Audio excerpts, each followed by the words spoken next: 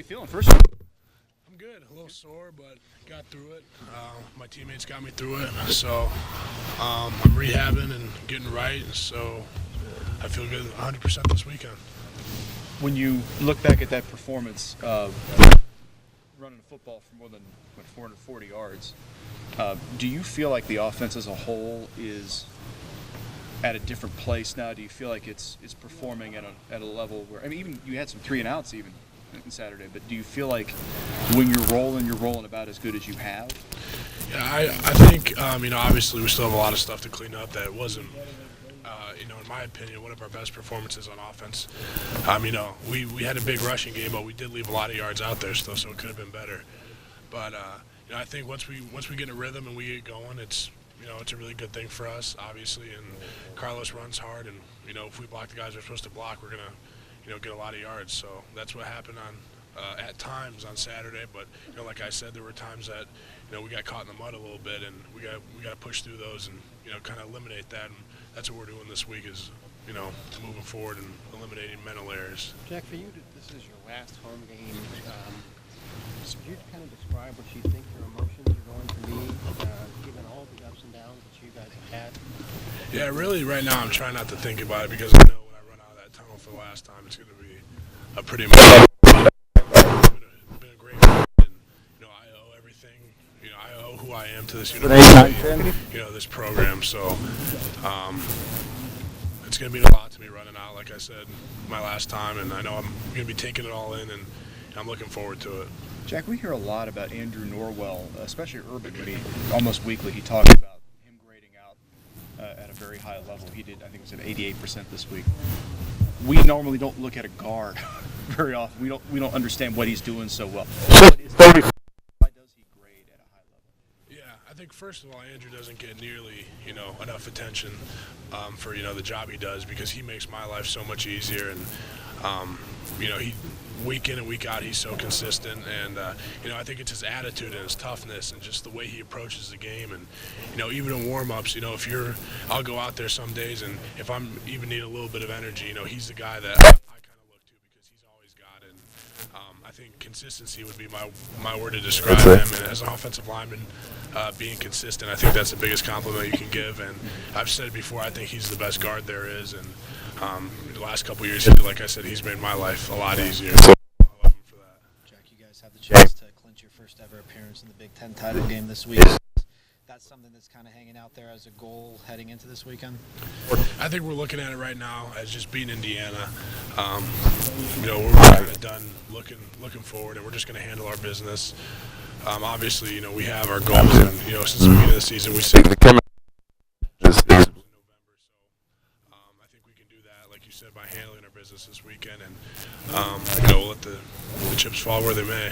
How much would that mentality been the focus for you guys? I mean, Coach Meyer said after the game that you guys look distracted by all the national stuff. How much has there been a concerted effort among the players, among coaches, to just worry about the very thing in front of you guys? I think there's a big focus on that, especially now that we're winding down, and I think things are getting kind of real for us, and we have our eyes on something, but we don't want to do a lot of talking about it. And I think that's what all the time. We just have to take it day by day. And I always say when you start putting the details and let the little things slip, that's when you lose a game. So, like I said, we're just going to approach it day by day and go through the daily grind and try to get better as an offense, defense, and improve special teams also. I wanted to ask you 2 things about Carlos, the way he's running the football. Big game he's had the other day. Just your recollection of what he did Saturday that was special. The other thing I wanted to ask you was, a lot of the times he'll run into the back of an offensive lineman, pushing the offensive lineman forward. Can you recall a time when he's run into your back or run into your legs or whatever? Because it seems like as fun as it might be to try to tackle him, it might be less fun to get hit by him without seeing him. Yeah, in 2011 at the Nebraska game, I was playing right guard, and I pulled around on a power play, and he hit the back of me and broke 2 of my ribs. So I'm fortunate to have that. Playing the rest of the season with broken ribs, but I know what it feels like to get hit by Carlos Hyde, and obviously he runs with a vengeance and with a lot of passion, and we love blocking for a guy like that, and he's got great vision, and the great thing about him is he never really gets brought down by the first guy, and we love him for that, and he's a great back to block for. Can you hear him? Like there's certain running backs, like they almost make a noise, or like they're angry, running angry, or running with an intense nature. Is there anything about his style that you can tell he's running a football? I don't know if you can hear him because there's 5 fat guys right there making a lot of noises too. So, but yeah, he does. Like I said, he runs with a lot of passion, and I think that's one thing that makes him so good. And when that goes with great vision, it's a special thing, and I think that's what we're seeing right now. How many sacks have you given up this year? I don't know. I don't know if Coach Warner's coming out here, but I'll let him answer that. I don't know how many he's going to credit me with. I'll say 0, but I don't know what the official tally is. Would there be a sneaky one that he could drop on you? That he might just to take me down a peg. He might throw a couple on it. I don't know officially. I think of it more as an offensive line. And, sometimes sacks aren't an individual thing. There's bigger stuff going on as far as blitzes and twists and stuff that you have to work together as a unit to take care of, and doesn't always fall on one guy. So it's a collective effort. How do you grade yourself and how you've played this year? Though, are you happy with the season you've had personally? I think I'm happy. I don't want to talk about myself. I like talking about my teammates a lot more. But as a unit, as an offensive line, I think we've done a good job of blocking everything out. As far as numbers go, I think we're right where we want to be, but we know that we can keep getting better. And like I said earlier, there's out there that we can still, do things better. So I'm happy with the offensive line right now. That's not to say that we're going to be complacent. It's almost I got to work harder when we're doing well. So we're going to give you the nation. Okay.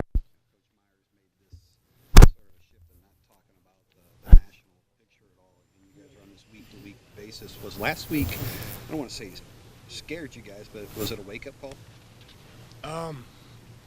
The game specific. Yeah. I think, it showed us that we can't just coast, and, if we get up or get a big lead, that, we can't take our foot off the pedal, because these teams are all Big Ten football teams, and they all have good scholarship athletes also. So I think it just kind of showed us that, once we get our foot on the pedal, we got to keep it there, and we can't let teams back into games. And, that's a credit to Illinois, and Nathan Shielhouse did a great job, and my old teammate Tim Kennard had a great game, and so I don't want to take anything away from them. They played a great game, but I think it's on us to make sure that once we get up and get a good lead on people, that we can keep it. Every class seems to have its own personality. How would you describe the personality of this senior class? I don't know. I think we're just a really close-knit group of guys. Passionate, I would say. Really, really caring. There's something I haven't seen. I don't know if it's just because I'm a senior, but I think I can, I have a better vision and feel for the whole team now, and it seems like these guys care a lot, and I've seen guys change over the past few years and really become selfless people, and that's something that I think is really special. Seeing guys transform from me guys into team guys. So I think that's something that's great that's happened around here, especially with guys in the senior class and taking ownership of the program. How did your class or this team as a whole change in the 2 years since Coach Meyer and the coaching staff has taken over? Have you felt your class make any kind of drastic change? I think we did a lot of growing up as far as maturity goes, and I think when Coach Meyer got here, we realized that we were kind of we were the older guys now, and we had to assume some responsibility and not just take a back seat and watch other guys do it. And that's kind of what I mentioned before is guys taking ownership, and that was really cool to see. And Coach Meyer put a lot of pressure on us to do that, and we accepted that, and that's when I started to see guys thrive. So it's been a lot of fun, and it's been a great journey, and I love this senior class. I know it'll be an emotional day for every senior. What do you think it'll be like for Christian Bryant going out there with the injury he's had, walking out for the last time?